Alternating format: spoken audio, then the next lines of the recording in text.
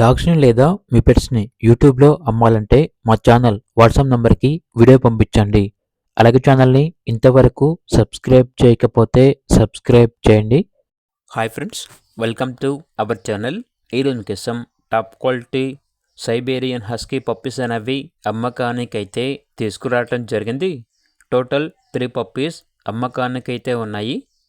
2 puppies యొక్క age వచ్చేసి 50 days. Vaccination ఇంకా వేయలేదు.